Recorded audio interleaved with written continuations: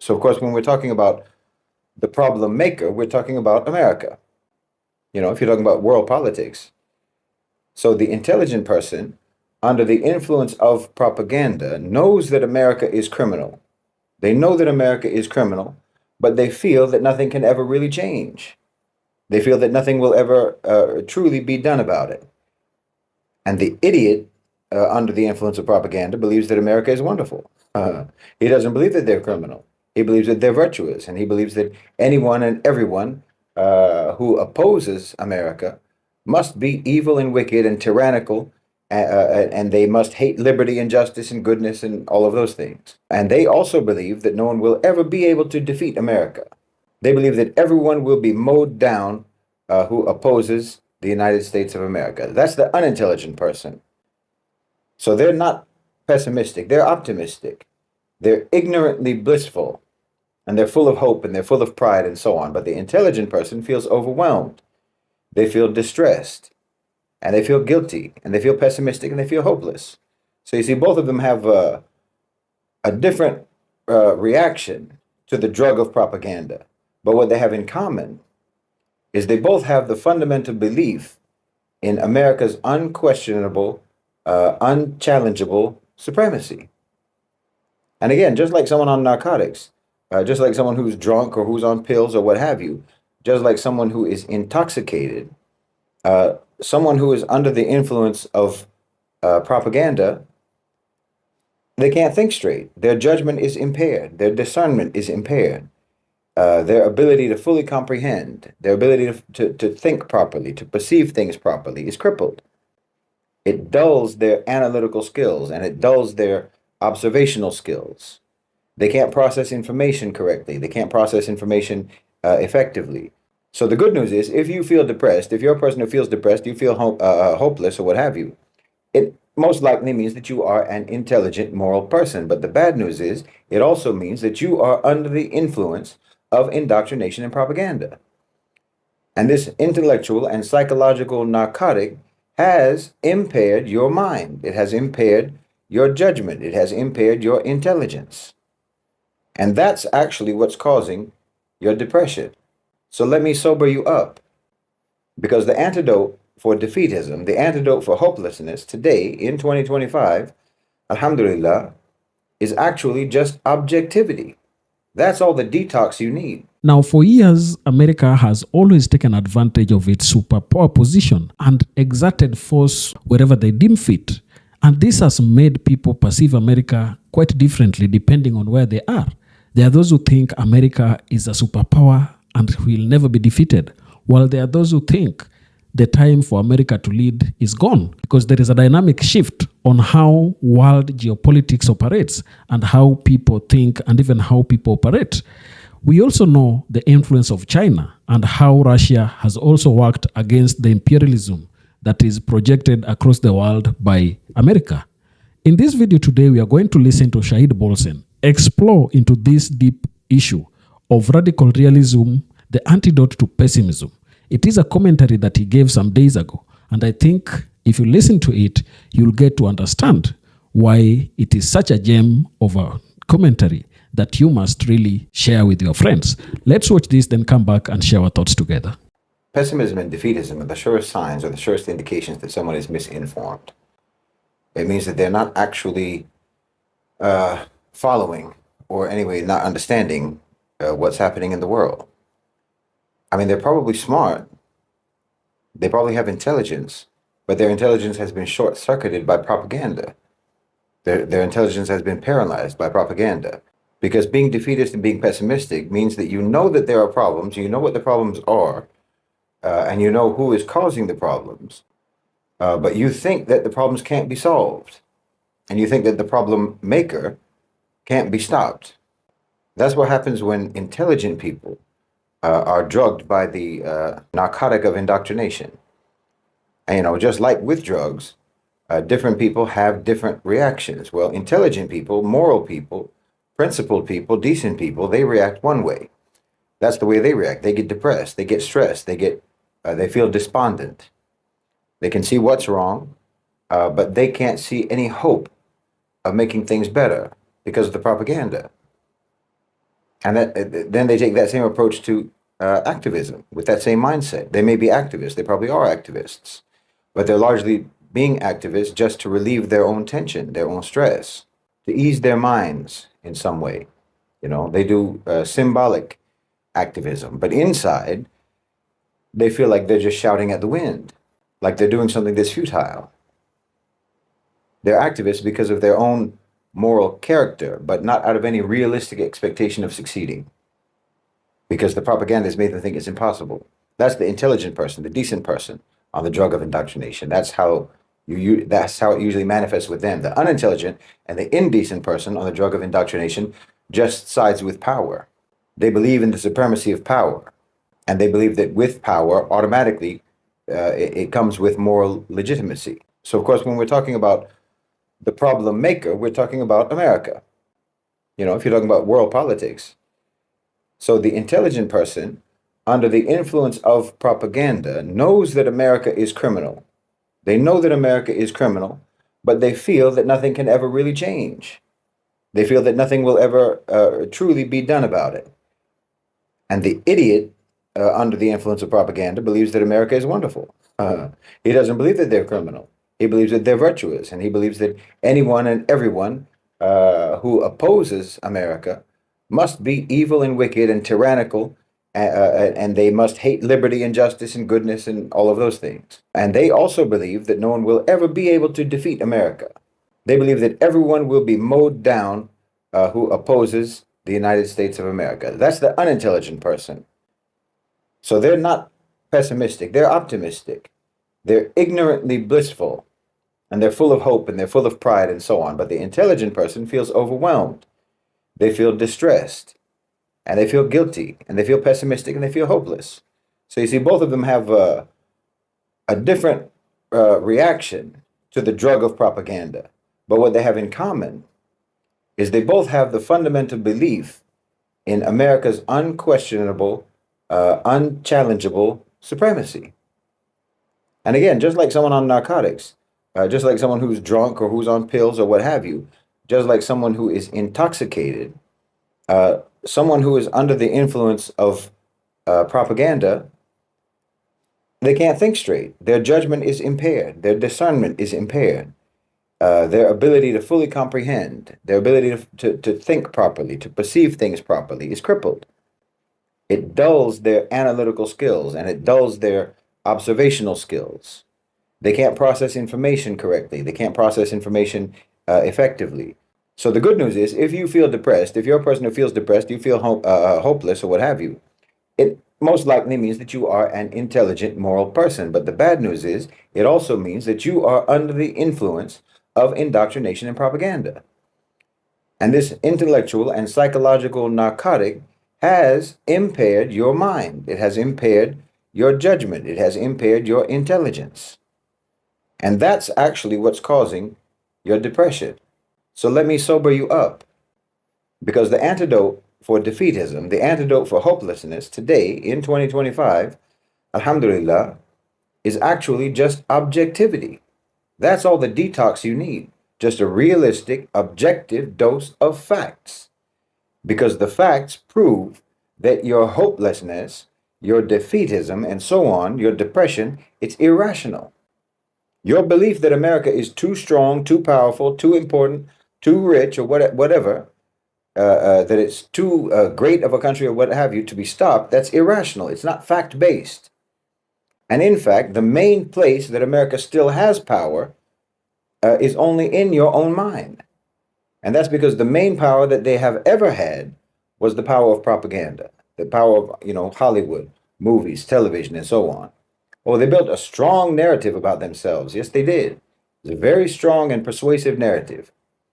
They made a picture of themselves as a superhero.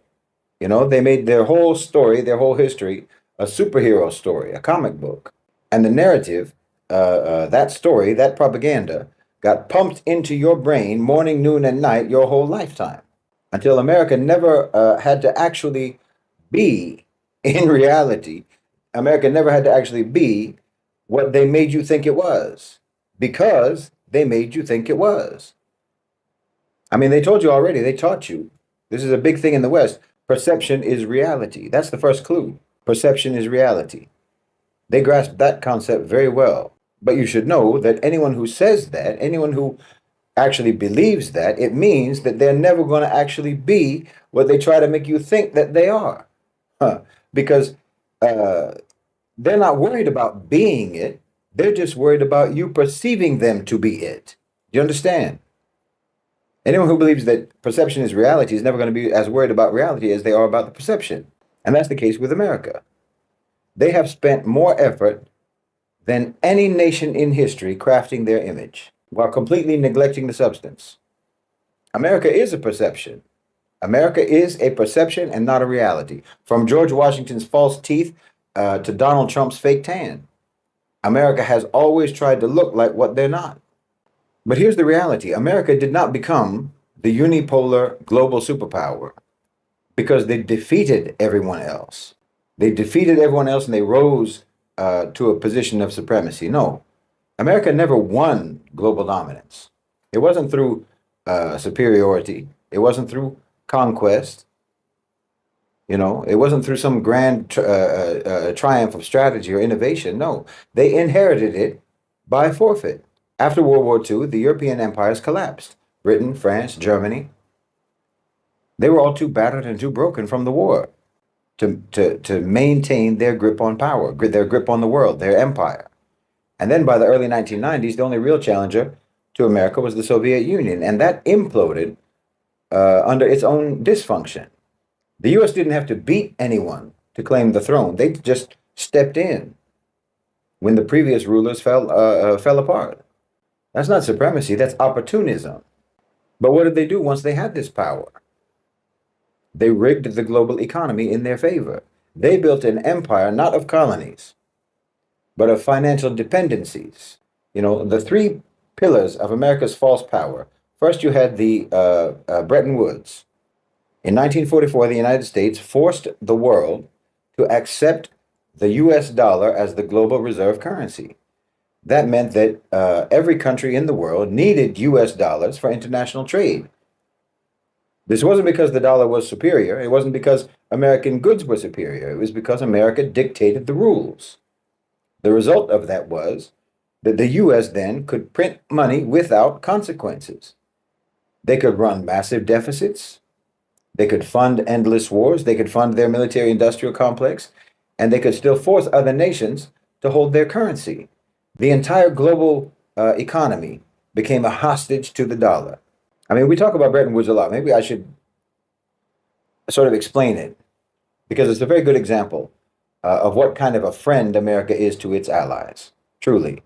You know, they supposedly rescued the world from fascism in World War II, but then they seized upon the weakness and the vulnerability of their own allies by shoving the Bretton Woods Agreement down their throats.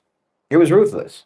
In 1944, at Bretton Woods, it's a place, the United States imposed a financial order that forced all of the other nations in the world into a permanent state of dependence upon the dollar. Those countries didn't agree to it because it was a good deal. Don't misunderstand. They did it because they were left with no alternative, like I said, after the war. See, there's a theme here. You'll see there's a theme to America's dominance. The theme of America's dominance is the absence of alternatives. They only win when there is no competition. You understand? At that time, Europe was destroyed, like I said. Japan was in ruins.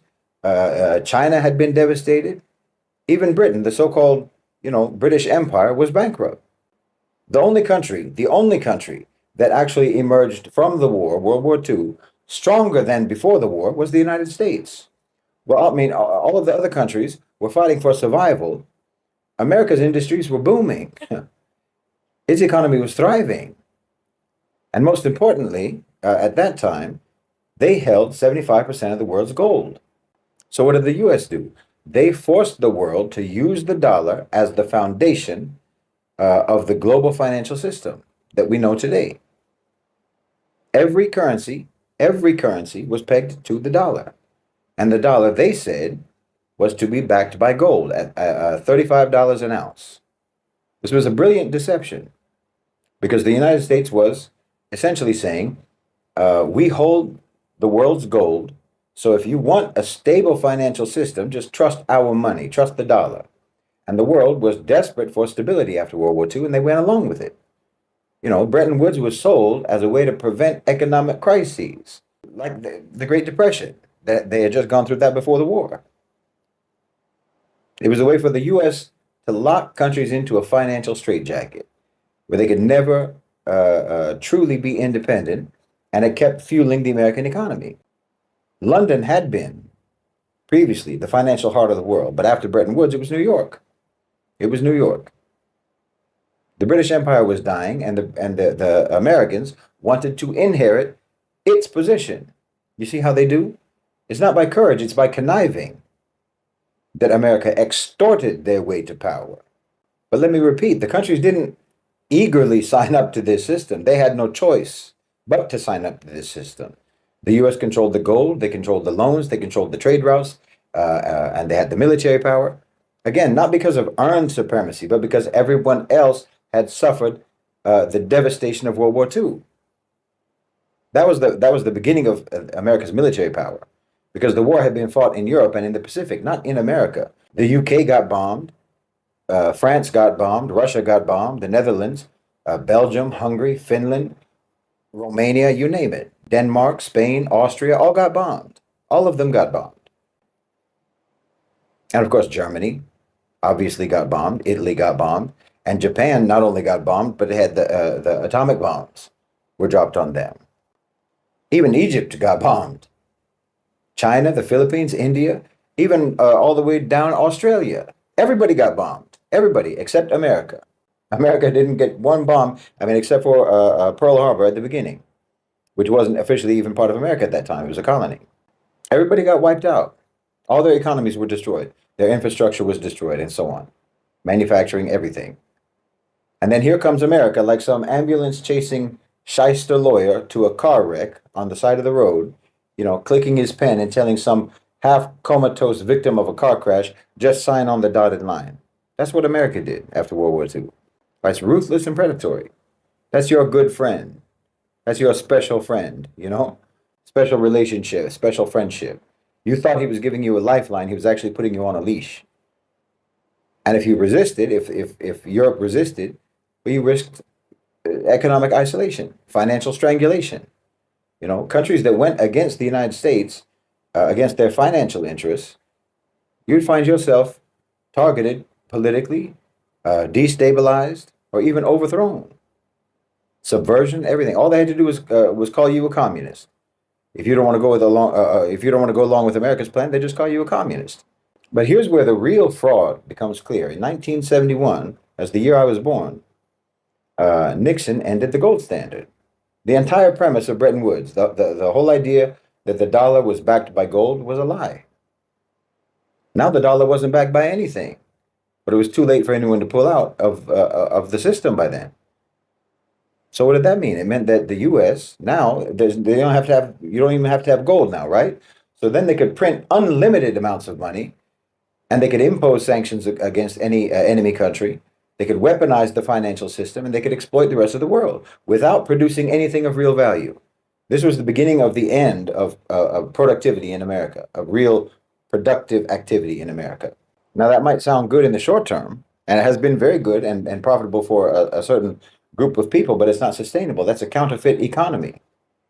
If you have not earned your dominance, if you have not earned your high status, if you have tricked your way into power, if you got into that position by forfeiture of others, well, you won't know how to act, and you won't know how to maintain it. And America hasn't known how to maintain it.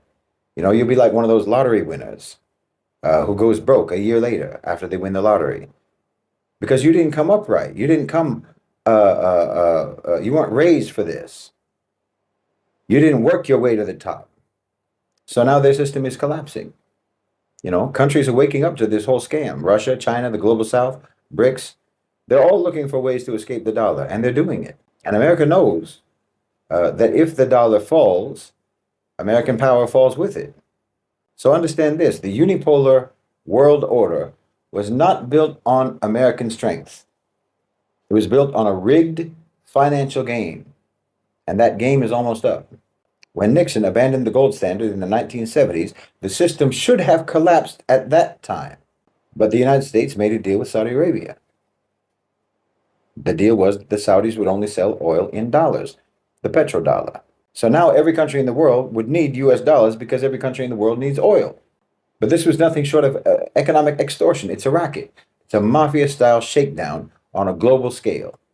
And of course, you can't separate this, what America did with Saudi Arabia, you can't separate this from the existence of Israel and America's support for Israel as a destabilizing force in the Middle East. America didn't just offer a deal to Saudi Arabia in the 1970s. No, they backed Saudi Arabia into a corner. And the tool that they used to manufacture that vulnerability, the instrument that ensured that the Gulf states had no choice but to submit to American dictates, was Israel. I mean, let's go back and actually understand that history properly. How Israel was designed to sabotage the region. When the Western powers created Israel, they didn't do it out of some deep sympathy for the Jews after the Holocaust. They didn't care about that at all. They did it because they needed a permanent source of conflict in the Middle East. They needed to ensure that that region could never unify, could never stabilize, and could never emerge as an independent power bloc. Think about it. Before Israel existed, there was no Middle East conflict. But before there was Israel, there was no Middle East conflict. There was no deep-rooted division between the Arab states. That division was manufactured. And after Israel was established, what happened?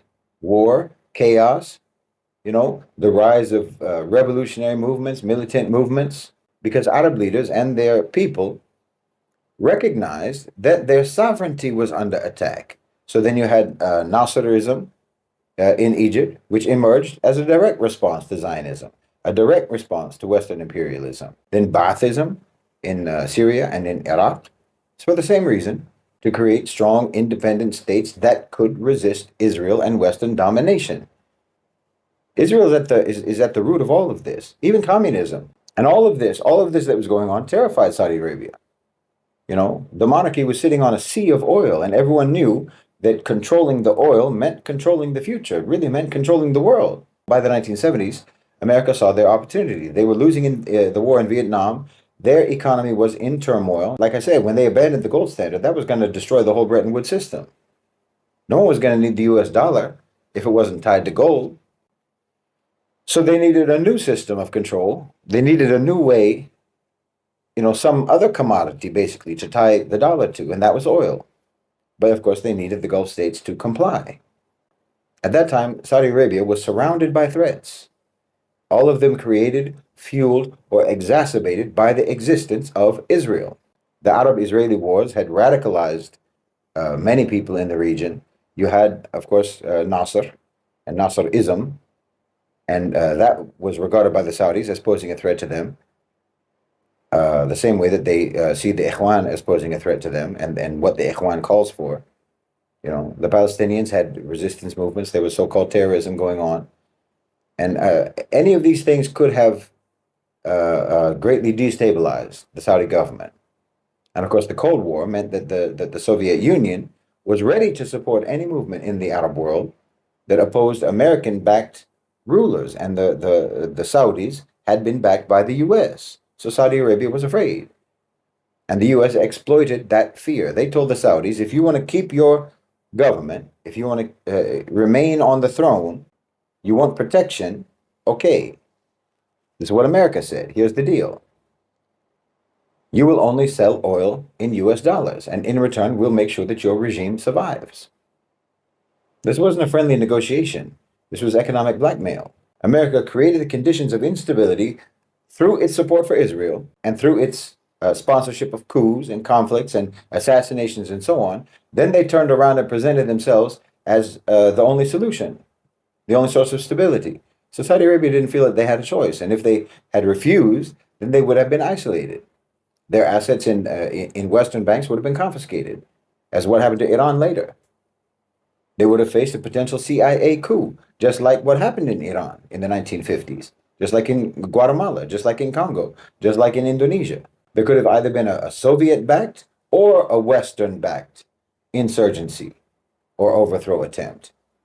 A possible embargo, economic embargo by the West. So they agreed to the petrodollar deal because, as far as they could see, the alternative was their own destruction.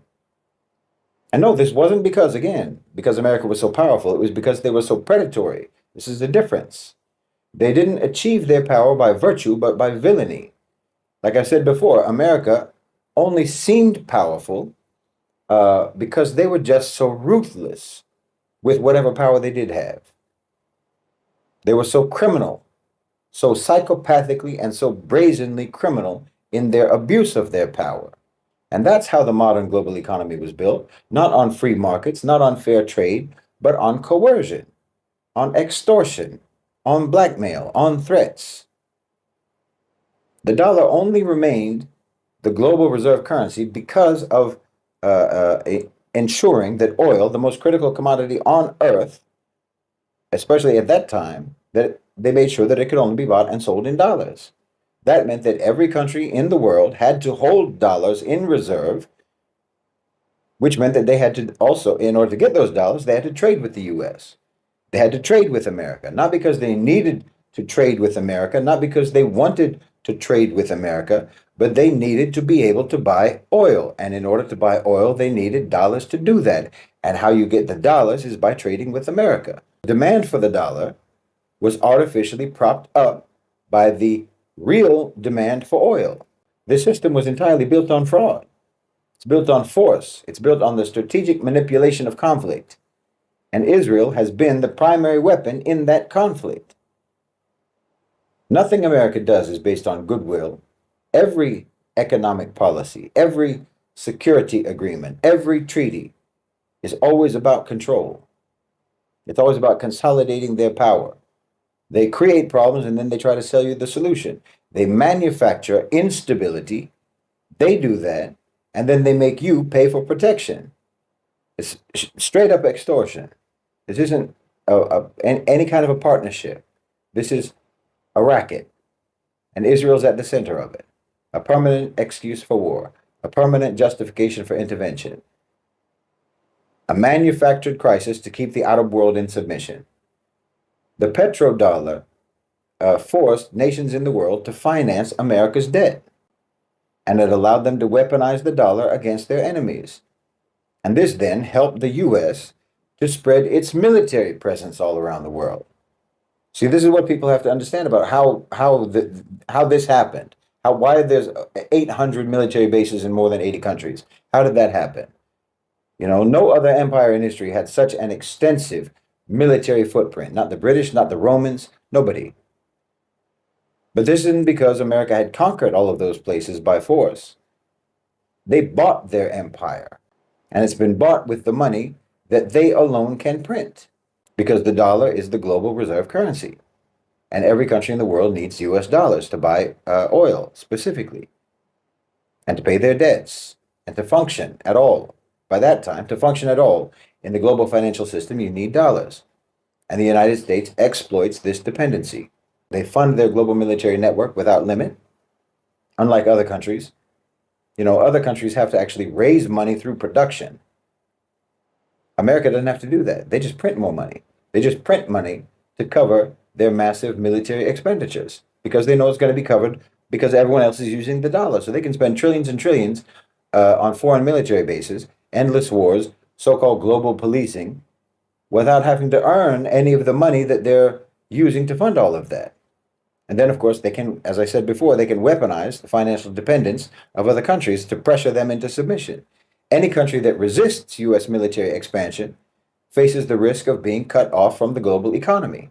I mean, this is why so many countries have to tolerate military bases in their lands. Because they know that resisting Washington potentially means financial ruin. Anyway, that's the way it's been. Then you have the IMF and the World Bank that helps with that. These two institutions that were created under the Bretton Woods system. They act as instruments of economic imperialism. They have ever since they were founded. They offer loans to struggling countries, but those loans have severe conditions attached. If a nation is in financial distress, the IMF will step in with a bailout, but only if that country agrees to certain reforms. These reforms can often include opening up their markets to corporations, neoliberal program, Western political influence, and allowing U.S. military presence. Many countries that host U.S. bases today only do so because they were financially trapped into submission. Like I said, it's not partnership, it's blackmail. A government that is economically shackled like this cannot afford to oppose U.S. strategic interests. They can't say no when Washington demands that they accept a military base, because rejecting a base, rejecting military cooperation, could mean losing access to international financial markets, losing investment, even triggering economic sanctions, economic collapse. That's why you see a pattern. If you look at it, look at the countries that have received major IMF bailouts, International Monetary Fund bailouts. Look at how many of them afterwards, after receiving those bailouts, became either new hosts to U.S. military presence or deepened their military ties with Washington. The United States, as the dominant force in the IMF, decides the terms of relief, decides the terms of the loans, when the debt payments can be delayed or when they can't be delayed, when more funds can be given or not given, when the economic noose will be tightened. All of that is more or less under the hands of the U.S. So when a country is desperate to try to stabilize their economy, the United States will present them with a deal. Accept our military presence in your country, align with our foreign policy, and in return, we will ensure that your financial system doesn't collapse. You see this pattern, this extortion pattern? This is documented throughout history. This isn't an opinion. The Philippines has hosted military bases for decades, U.S. military bases, but they went through a multiple rounds of IMF restructuring, and that made them increasingly dependent upon American capital. That's kept them a military asset for the U.S. Same thing with Greece. When they went through the Eurozone crisis, they needed IMF bailouts to survive. And at that time, they suddenly expanded their military agreements with the United States in conjunction with the bailout.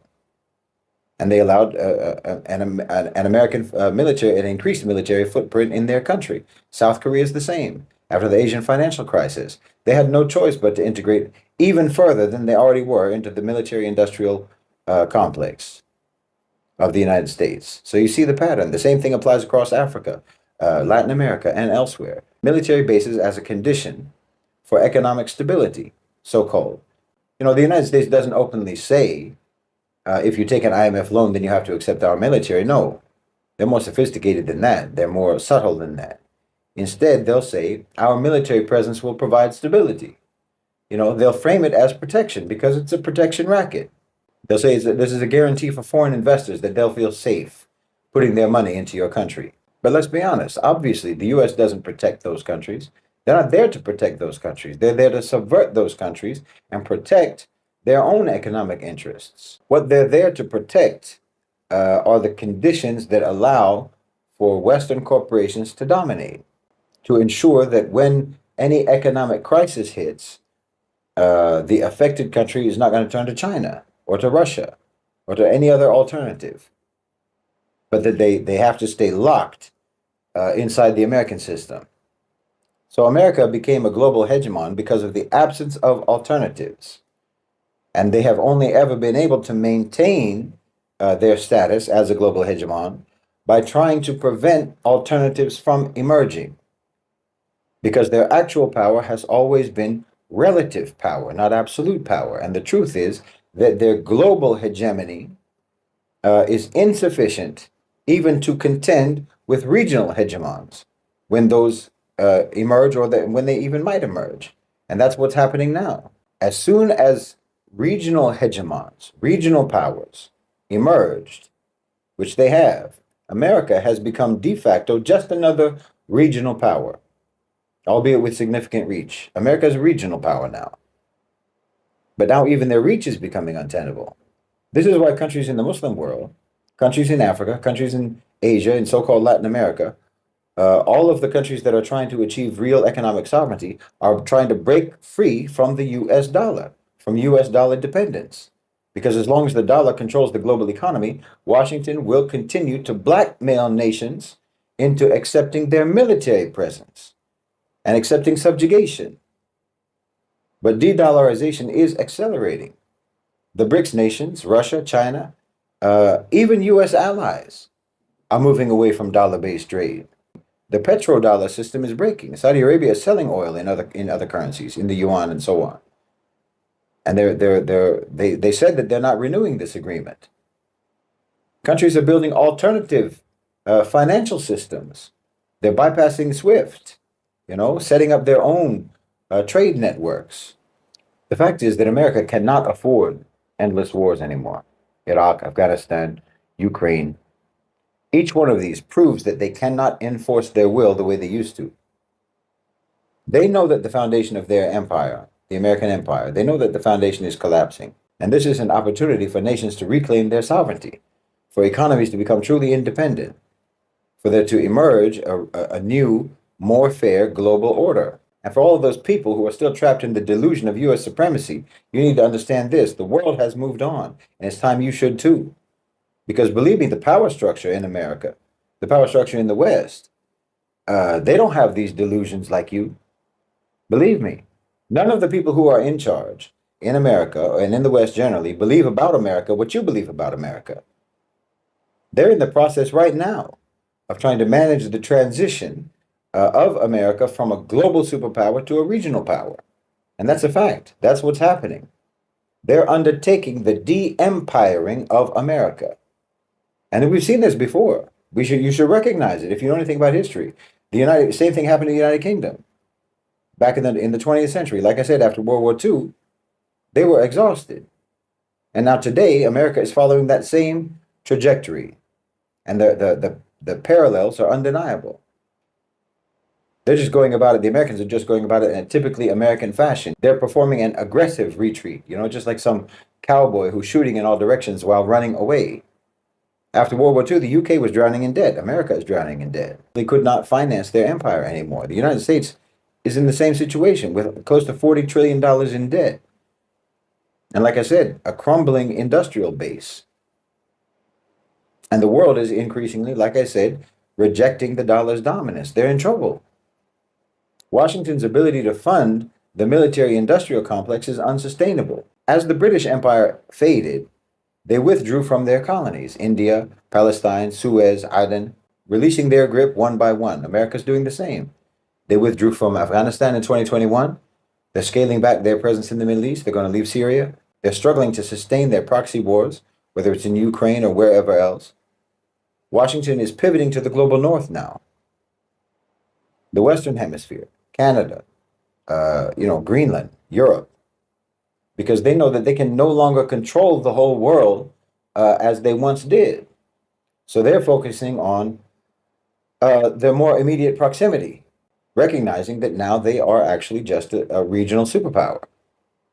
So they're just looking at their region. The world is going to be split among spheres of influence. That's what multipolarity really means. It just means a diversity of regional hegemons. And the US is just going to be one of those regional hegemons. They want to control in the global north. When Britain left their empire behind, they tried to maintain some degree of influence, as kind of like a hands-off way of influence over the Commonwealth countries. And America's kind of doing the same. They're urging Europe to arm themselves. They want all of their former colonies, their former client states, to take upon themselves their own security burden. Just as the British, the colonies of the British, pushed for independence, now you have the global South. There you have BRICS trying to break free from US control. BRICS is expanding all the time. The Gulf states are rejecting Washington's demands, and they're building alliances with Russia, with China, and so on. Sanctions are being ignored now. The world is moving on. The British Empire was pressured into decolonization because of the changing power dynamics of the 20th century. And now the same thing is happening with the United States, with China, Russia, BRICS, the dismantling of the US-led world order. The dollar is being bypassed. Alternative financial systems are rising. So the power dynamics are changing. Countries are openly rejecting America's dictates. You know, in 1956, the Suez Crisis proved that Britain was no longer a global power. Well, in 2021, the Afghanistan withdrawal proved that America is no longer an uncontested superpower. In fact, almost the entirety of that 20 years. These moments of humiliation aren't just moments of humiliation. They are signals of irreversible decline. And it's decline, in my opinion, that was always programmed into the system all along. And look, when an empire collapses, the people change. They go into it like an identity crisis. The British did. Because what are we supposed to be? Who are we? What do we stand for, if not global domination? And Americans are facing the same question now. And that's why you've got a Donald Trump. You know, they have fatigue after all the endless wars. The American people are questioning why they're supposed to, bear the economic burden of so-called global policing. You have the rise of populism, isolationism, economic nationalism. These are all signals of a society that is withdrawing from its imperial ambitions. And they're grasping for new self-definitions. They need some new identity that will still satisfy their nationalistic egos. The key difference between Britain's decline and America's decline is this. Britain had America to take its place. America has no successor, at least not in terms of states. There's no other Western power that's going to take over. Instead of a single Western power taking over, we're entering a multipolar world. China, Russia, regional blocs are filling that vacuum. And I've said many times that transition is going to be chaotic. America is trying to manage their decline and to retreat strategically while maintaining some level of influence wherever they can. But history tells us that the decline of an empire is never smooth, but nor is it reversible. What I see, and I've talked about many times, is that the a-national owners and controllers of global financialized capital basically represent an evolution of unipolarity, an evolution of imperialism into the realm of the private sector power. But it's probably kind of an exaggeration to say that they are the unipolar superpower. I mean, they are absolutely a global superpower, but they're also very limited by regional state powers and by spheres of influence and by blocks that are created around those states, regional hegemons, for the simple reason that China, for example, Russia, and the Muslim world generally, in those countries, business is in the hands of the ruler, not the other way around, not like in America. And the rulers in those countries are not about to let private sector power ever eclipse their own authority. So now let's bring it back around to the pessimism and defeatism issue. I hope you can see that it's irrational today to be defeatist, to be pessimistic. For the Muslim world, for the global South, for all of the nations that have been under the shadow of American hegemony, wallahi, this is the moment to break free. The structures that have chained the world to Washington's dominance, those structures are crumbling. The future belongs to those who can navigate this transition. This is very important. And who can build alliances, who can establish sovereignty, ideally collective sovereignty, in the post-American order. You've heard the term Pax Americana. Well, we're in post-Americana. And if you don't understand that, if you still operate within the obsolete paradigm of American supremacy, so-called, then you might be too timid, wrongfully timid, to seize the opportunities that are emerging.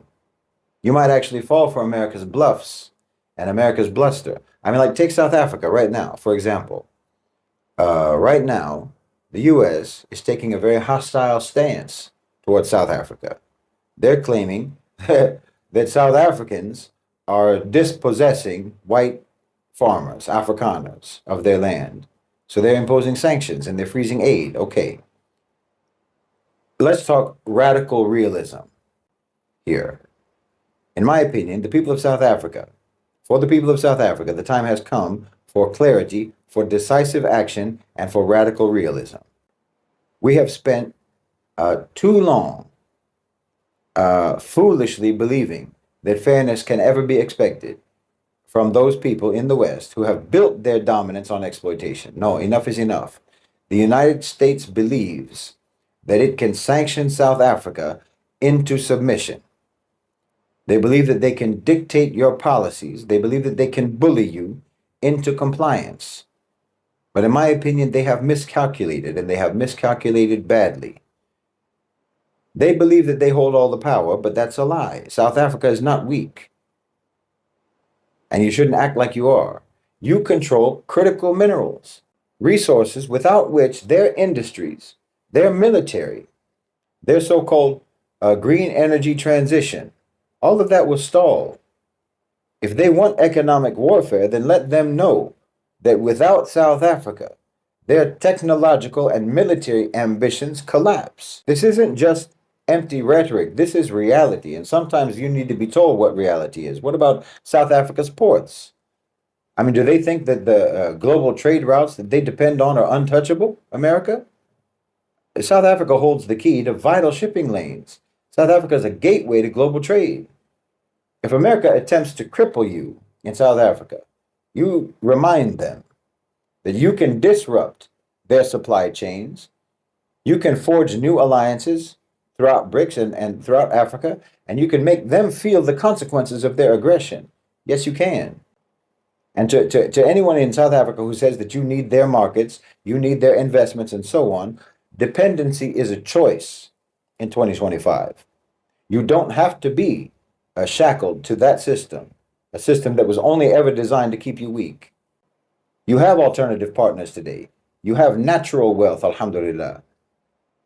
You have the strength and you have the position to dictate your own economic future. Yes, you do. I'm telling you that this is America shooting in the air while they are retreating. If you stand up to them, they will stand down. Obviously, American sanctions aren't about justice, they're about control. That's always been the case.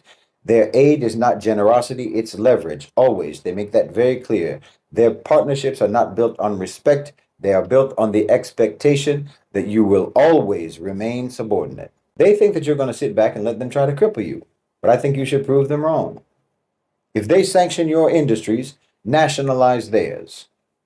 If they try to isolate you, then you lead the charge in de-dollarization. If they try to break you, then forge stronger bonds with those who share your vision in the global South. This is radical realism. This is not idealism. This is not emotionalism. It's the simple, inescapable truth of power. The truth of power is that it must be met with power. So I would say to the people of South Africa, enough is enough. The time of compromise is over for everyone in the global South. The time for action has come. And you need to understand that one of the reasons, this is the reality, one of the reasons for them freezing that aid is exactly what I've been talking about. America is withdrawing. So don't you dare beg for that aid. Don't beg for them to give you that aid. Don't argue for it. Don't try to clear your name from the lies that they're using to try to justify freezing that aid so that they'll unfreeze it. They're freezing it because they can't afford it. It's got nothing to do with you. Don't believe the hype. They're not freezing it because of anything you're doing with farmers. They're freezing the aid money because they need the money and because they're in retreat from imperial maintenance. And they're sanctioning you for the same reason, because the A National OCGFC want business to go elsewhere. They want Global South business to go elsewhere. You know, all the places that America is freezing aid, because South Africa is not the only one. All the countries where they're freezing aid, well, they're just opening up opportunities for China. They're opening up opportunities for Russia and for BRICS, for South-South economic relationships, South-South economic partnerships, for those relationships and those partnerships to expand and to flourish. They're sanctioning it not to hurt you. They're sanctioning to dismantle the American economic ties with the rest of the world. That's actually what they're doing. And they're doing it everywhere. They're doing it all over the place. It's not just you. But if you still have that old idea about America in your mind, then you might think that you need to acquiesce. You might think that you need to surrender. But we're living at a time when that sort of timidity is no longer pragmatic. No, you shouldn't capitulate. You should retaliate.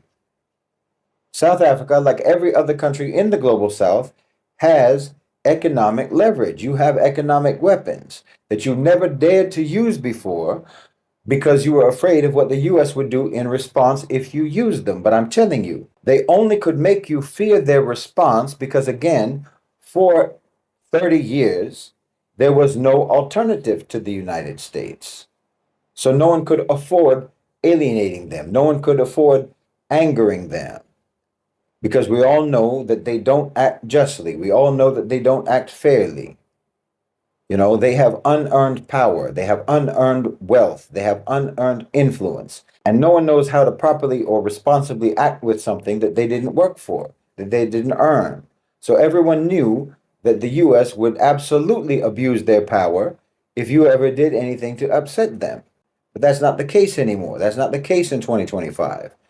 There are alternatives now. And those alternatives, like, say, China or Russia or Saudi Arabia and so forth, they earned their power, they earned their influence. And through that earning process, that came together with a learning process. So these countries are wiser, they're more mature, they're more responsible. And America, you'll see, America gets awkward when those countries enter the room. And you know what I'm talking about. You know, it's like those videos you see when some fake martial arts teacher unfortunately finds himself in the ring with an actual MMA fighter. Well, he gets very uncomfortable.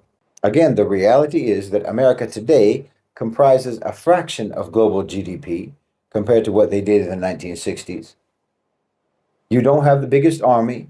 You don't have the biggest navy. You're not building ships. You're not building missiles at the same rate that the Chinese are. You can't recruit anymore. No one wants to put on your uniforms. Even your high-tech weaponry depends on rare earths from China and, yes, from South Africa. The ratio of success versus failure of your covert operations and your regime change projects in the last 20 years has been dismal. American exports represent less than 2% of global GDP. No one needs your goods. And after Gaza, nobody wants them. The brand value of your brands, of your companies, has absolutely tanked. There's a buy local movement across the global south. Meanwhile, you, the United States, are running a trade deficit every year of about $1 trillion. You don't have the manufacturing capacity to try to replace any imports through domestic production. Even your agriculture sector is in annual deficit of $16 billion. Truth be told, even your tech sector, if we're telling the truth, is basically not domestic, but imported through immigration. So how are you going to threaten anyone?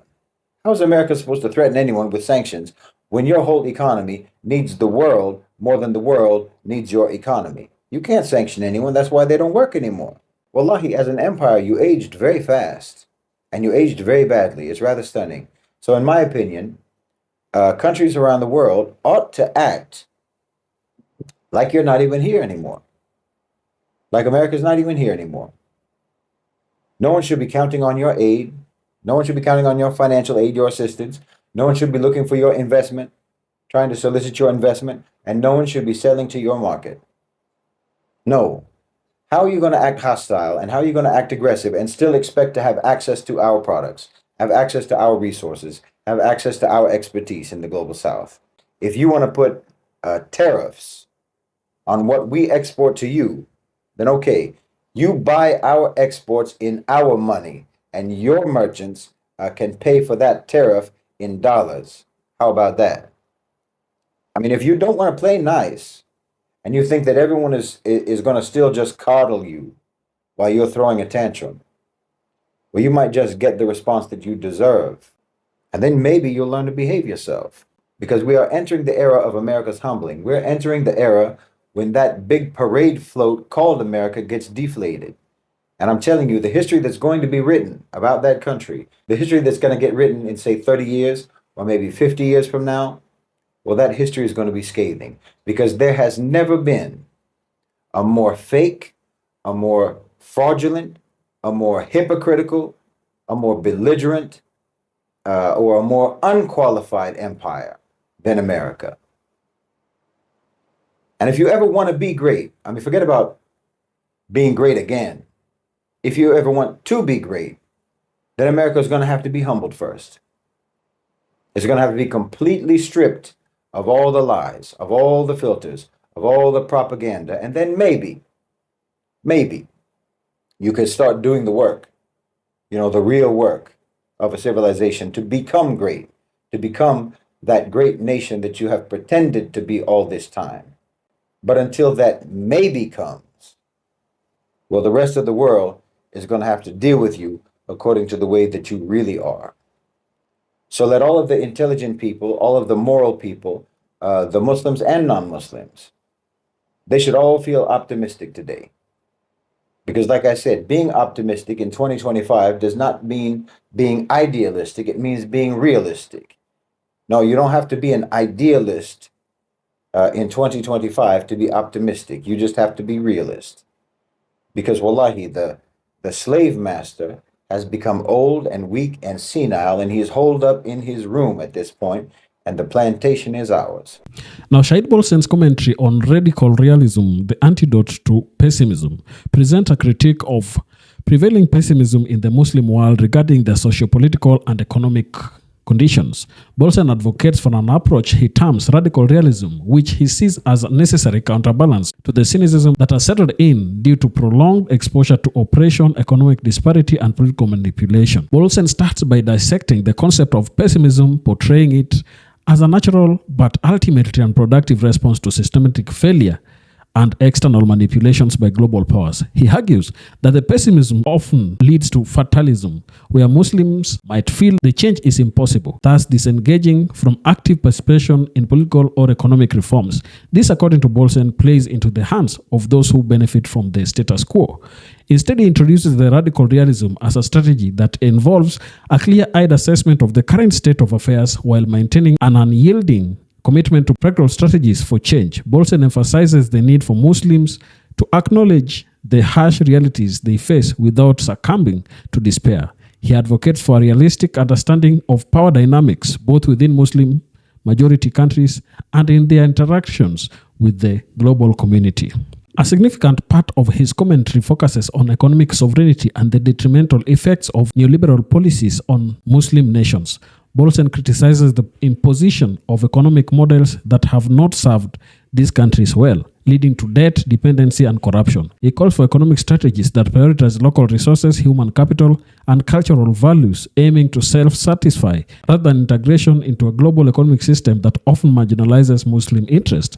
Bolsen also touches on political strategy, suggesting the Muslim need to engage more actively in politics with a long-term vision. He encourages coalitions building across different functions within Muslim societies to counteract internal divisions often exploited by external forces. This unity, he argues, should be based on shared interest rather than just religious or ethnic identities. His commentary is both a call to action and a roadmap for empowerment. Bolsen's radical realism isn't about denying the difficulties faced by Muslims, but about harnessing a pragmatic approach to overcome them through informed strategic action. He stresses education, political awareness, and economic self-reliance as key pillars to shift from pessimism to a proactive, hopeful realism that can lead to tangible changes in governance and society. That is it for us today about Shahid Bolsen. Tell me down in the comment section what you think about this. And if you're watching us for the first time, don't forget to subscribe to our channel, like this video, and also share. Thank you, and may the good Lord bless you. Goodbye.